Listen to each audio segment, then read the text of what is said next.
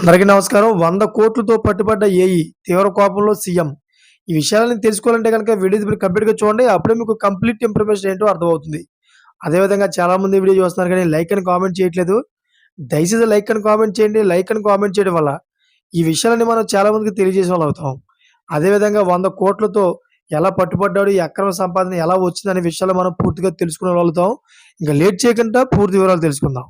Friends 70,000 లంచం తీసుకుంటూ శుక్రవారం ఏడీఈ సతీష్ కుమార్ ఏసీబీ అధికారులకు పట్టుబడ్డారు. గచ్చిబౌలిలోని విద్యుత్ ఆఫీసులో ఏడీఈగా పనిచేస్తున్న కొట్టే సతీష్ కొత్త ట్రాన్స్‌ఫార్మర్ అదేవిధంగా సిటీ మీటర్ ఏర్పాట్లకు లంచం డిమాండ్ చేశాడు. మొత్తం 75,000 లంచం డిమాండ్ చేసి ఇప్పటికే 25,000 తీసుకొని రెండో విడతగా 50,000 లంచం తీసుకుంటూ తెలంగాణ ఏసీబీ అధికారులు ఉన్నారు.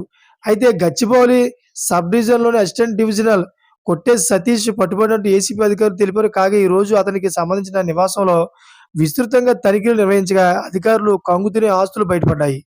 అయితే అధికారుల తనిఖీలో భారీగా స్థిరాస్తుల పత్రాలు, బంగారం, నగదు స్వాధీనం చేసుకున్నట్టు తెలుస్తోంది. సతీష్‌కు హైదరాబాద్‌తో పాటు రంగారెడ్డి, కరీంనగర్ జిల్లాలో స్థిరాస్తులు ఉన్నట్లు ఏసీబీ అధికారులు గుర్తించారు. కాగా వీటి విలువ దాదాపు 100 కోట్ల వరకు ఉన్నట్లు అధికారులు అంచనా వేస్తున్నారు. తనిఖీల అనంతరం సతీష్ నివాసంలో లభ్యమైన బంగారం, నగలు అదేవిధంగా పలు కీలక పత్రాలు స్వాధీనం చేసుకున్న అధికారులు సతీష్‌ను రిమాండ్‌కి తరలించారు. చూసారా ఫ్రెండ్స్, లేటెస్ట్ అప్డేట్స్ కోసం ఛానల్ సబ్స్క్రైబ్ చేసుకోండి. Thanks for watching friends.